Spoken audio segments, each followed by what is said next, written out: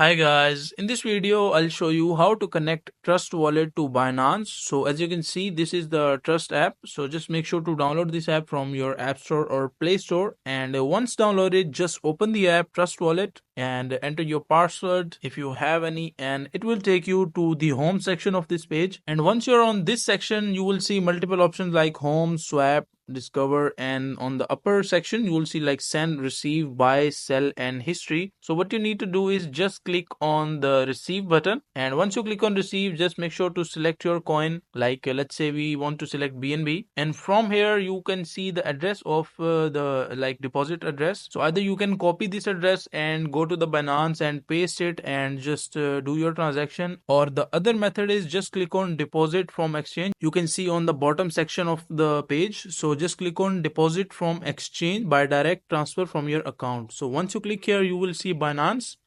deposit from your Binance account. So just click on this deposit from your Binance account, and it will take you to, like as you can see, Trust wants to open Binance. So it will take you directly to the Binance and enter the address automatically, and that is how easy and simply you can do the transactions and connect Trust wallet to Binance.